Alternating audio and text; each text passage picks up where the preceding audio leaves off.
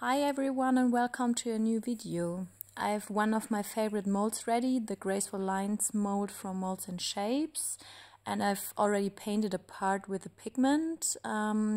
This is the Molotov Super Shift from Depon. I'm so sorry that I'm holding everything upside down. The video was originally planned the other way around, but some people complained that it was upside down, so I turned it around. The pigment has a color shift from pink, purple to gold bronze, similar to the wildfire pigment, but the purple effect of the wildfire is much stronger. From my point of view, large areas on a silicone mold are best painted with a brush. Here the pigment looks more brown at the bottom and more pink at the top. This way you can at least see the effect of the color shift a little bit. I clean the surface and then I will continue. The next step is to pour clear resin because I want to do the so-called velvet effect with foil. So as a first step, I have to pour the clear resin and then remove the air bubbles. The mold has air bubbles stuck to the fine lines that separate the different compartments, and I have to remove them with my nail tool, and this will take a while, so I'll skip it for you so you don't have to wait so long, and we go straight to the most important part. I used the foil I already showed you for the velvet effect. The velvet effect will be in the center so that we will have a border at the top and the bottom, and then this additional effect in the center like a window. Alcohol is your best friend.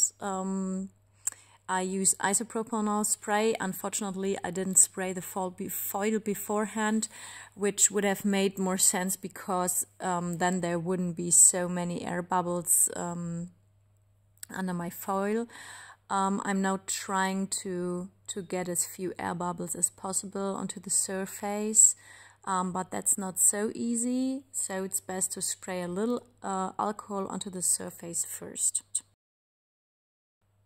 The whole thing also works a bit easier with the foil when the resin has already become a bit more viscous. Then the folds of the foil also holds better. Unfortunately, I couldn't wait that long, or let's say I didn't want to wait that long, so I put the foil on straight away and had a bit of trouble afterwards with the folds. You can see here. But it worked better after I waited a bit.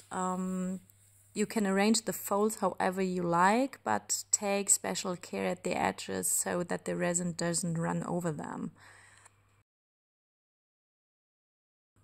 I will skip a little bit of my trouble with the foil and we will jump to the next day after the resin has already cured.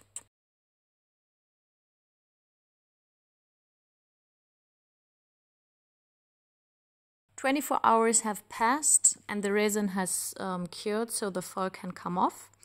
I used a foil with a very smooth surface, which wasn't a good idea, which I noticed later on because the surface of the resin has now also become very smooth. I want to paint the surface with the Molotov Super Shift, and you'll see that it's going to be very difficult due to the smooth surface. I've tried this effect on another mold before and it worked very well because I used a slightly rougher foil, and with a rougher foil the pigment simply holds better.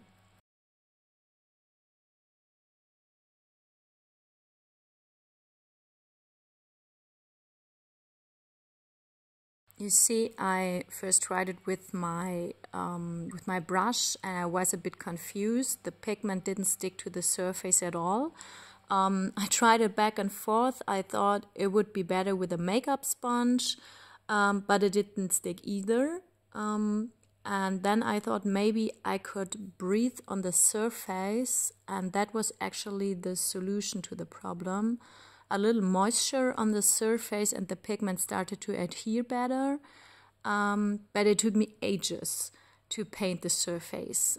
If you have any better ideas on how to make the pigment adhere better to the surface, please let me know in the comments box. Yeah, so you see it worked, and now I can pour my black resin as a background. It would have made more sense to use pink or brown resin for the pigment. You'll see why when we demold.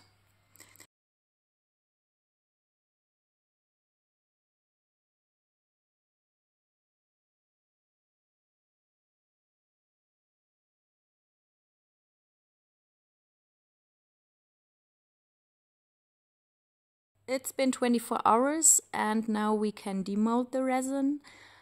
It turned out quite heavy because I used a lot of resin. So let's check for the result. I think it worked very well. In the middle we have the velvet effect, as if foil had been poured into the resin, and you can also see the color shift here.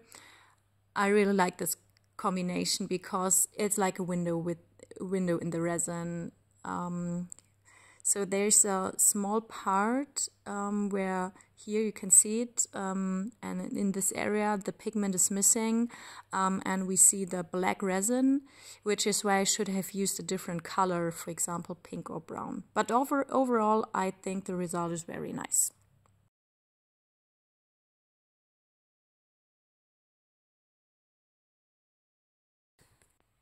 Now I'll show you two ways to paint the lines in gold. For the first way I use gold paint and a very thin brush. You can see that the tip of the brush is super thin, and I use this brush to apply the gold paint to the lines, but with this technique it takes a very long time and you have to be very careful. But there's a much faster alternative I'm going to show you in a moment.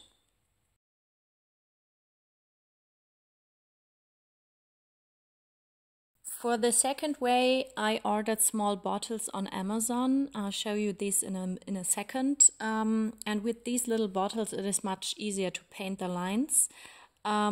This is the first time I used these bottles, so it will be a little bit slow, but I think it will be much quicker once I've got a bit of practice. You see there's this small metal tube at the front that looks like a needle without a tip.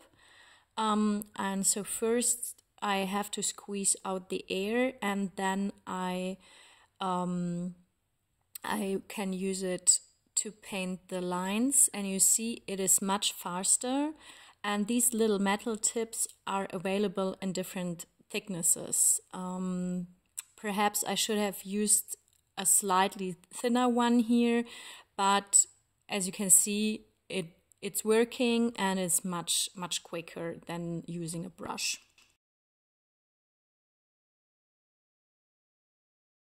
If something goes wrong and the color will be outside of the lines, you can remove it easily with a wet wipe or isopropanol. Usually I use alcohol because it's much more effective in removing the paint. As a next step, I will also make golden edges and apply a top coat, and will use hot water for finally creating the bowl shape. I'll show you the final result in a minute. I hope you enjoyed the video. If you have any questions, please let me know, and I look forward to seeing you again next time. Take care everyone, and bye bye.